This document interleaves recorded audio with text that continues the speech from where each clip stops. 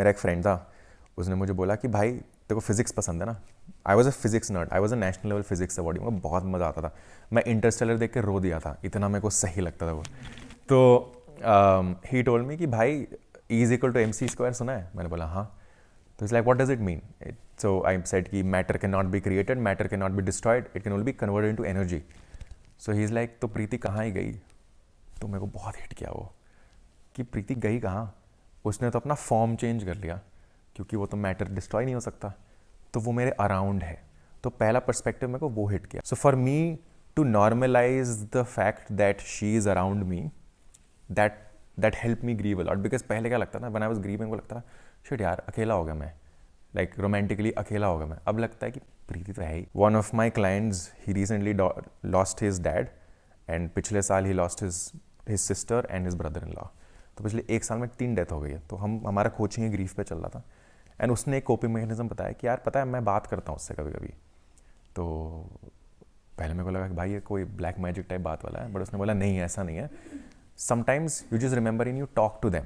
तो अभी मैं क्या करता हूँ ना, वर्कशॉप के पहले मैं जीवन में कुछ अच्छा करता हूँ ना, तो मैं ऐसे बोलता हूँ पता है प्रीति तो बड़ी खुश होती तुम यहाँ पे होती तो, या मैंने कुछ फट गया मैं तो बोलता हूँ you might not be very proud of me right now, but this whole talking to her from time to time normalises the whole thing कि ये गई नहीं है, ये तो यहाँ पे है और ये आसपास ही है। So that really helps just talking to the loved ones. And third thing, मैंने सोचा घर पे बताता हूँ, तो मैंने पापा जी को कॉल किया और मैंने बोला कि देखो ऐसा ऐसा है, स्पीकर पे लगा दो, बात करना है आपसे। मैंने बोला कि एक लड़की थी, बताया नहीं था आपको उसके बारे में, बट दिस इज़ इट। मैं सोच रहा था आगे बढ़ाऊँगा, but this is what has happened. फिर मैंने पूरा प्रीति के बारे में बताया डिटेल में कि यहाँ से थी या वो फलाने का ना। तो Preeti was all about social work is well, तो her work was around mental health and child sex abuse and all of this. तो मैं बहुत लुकअप टू करता था उससे। तो मेरे डैड ने बस एक चीज़ बोली कि she seems like a lovely girl, carry on what she was doing. तो वो मेरे को एक बहुत बड़ा एंकर दे दिया।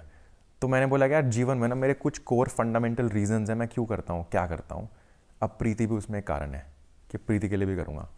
और अब वो मैडम तो निकल गई, तो इनका काम कौन करेगा? तो हमने कहा अब इनका काम भी मैं भी करूँगा। तो अब तो है कि अब और भी काम ज़्यादा करना है। So that has given me a lot of purpose, like fuelled my purpose. तो lot of repurposing of people's presence. अब जैसे मेरे लिए लव और एडमिरेशन और वर्क कंबाइंड था, उसमें अलग अलग रिलेशनशिप में अलग अलग चीज़ें अटैच होती है। शायद ये इंसान आपका ये नीड फुलफिल करता था, शायद वो ये नीड फुलफिल करता था। अब देखोगे क्या आप उस नीड को रिपर्पस कर सकते हो? क्या आप उनके एब्सेंस में, फिजिकल एब्सेंस में, बट स्पिरिचुअल प्रेजेंस में, can you continue what you will do? Because that in a way is also honouring them कि भाई मैं तुम्हारा काम भी कर जाऊँगा। और एक बहुत प्यारी पोएम थी जो बचपन में लगता था क्या फुद्दू लंबी पोएम है, बट अभी हिट करती है। सीबीएसई वाले में थे, बाकी का नहीं पता। दी एल्बेट्रॉस करके एक पोएम थी, याद है? आप एल्बेट्रॉस वाली आपको याद है? तो उसका फंडा यह था ना, लंबी पोएम थी, उस टाइम बोरिंग लगती थी, कि एक सेलर था और वो डेली अपना सेल करने जाता था, और मास्ट होता है ना वो जो मास्ट लगाते हैं सेल का, तो वहाँ पे डेली एक एल्बेट्रॉस, एल्बेट्रॉस बर्ड होती है, एल्बेट्रॉस आके बैठता था। तो एक बार वो अपना ना सेल कुछ तो फिक्स करा था लेफ्ट राइट, तो लग गया एल्बेट्रॉस को और वो गिर गया, मर गया वो। अब वो बंदा इतना गिल्ट रिडन हो गया कि उसने उस डेड बॉडी का नेकलेस बना लिया, और वो हर दिन सी में जाता था सेल करने, और वो खड़ा होकर सिन करता था कि भाई I have killed this albatross, now this is my truth for the rest of my life and all of that. तो मैंने खुद को एक कसम खाई थी कि मैं जीवन में कभी प्रीति को अपना एल्बेट्रॉस नहीं बनाऊंगा, कि प्रीति इंस्पिरेशन होगी मेरी, कभी एल्बेट्रॉस नहीं बनेगी, मैं कभी गिल्ट नहीं करूंगा। But that was easier said than done, because मैंने बोल तो दिया नहीं करना, बट करना कैसे? So small small things I do. So मैंने अपने, मेरे लिए जीवन में वो क्या क्या नीड फुलफिल करती थी, तो was lot of respect and social work and you know comfort and all of that. तो कहीं ना कहीं बात करने से, जो मैं उससे स्पिरिचुअली बात करता हूँ या ऐसे रैंडमली करता हूँ यार इन जनरल, कभी कभी तुम देखोगे कि मैं वर्कशॉप के आगे पीछे 2 चीज़ें करता हूँ। मैं पुशअप मारता हूँ वर्कशॉप के पहले, और मैं रैंडमली जाके बातें करता हूँ। Sometimes I talk to myself, sometimes I talk to Preeti, और in general whoever I want to talk to. And that just helps me sort of normalise and humanise my needs and all of that. और जो आखिरी चीज़ जो मुझे grief में help करी है कि कुछ चीज़ें ट्रिगरिंग होती है, but you relive that moment 1000 times, तो उसका इम्पैक्ट कम होने लगता है। दुख, ग्रीफ कहीं नहीं जाता है, बट आपकी इम्यूनिटी बढ़ने लगती है। सो इट्स लाइक दर्द पहले इतना होता था, आज भी इतना ही होता है, बट आप उसको होल्ड बेटर कर पाते हो। तो 2 गाने हैं जो मैं एसोसिएट करता था प्रीति से हमेशा के लिए, बिकॉज़ वो राजस्थान से थी।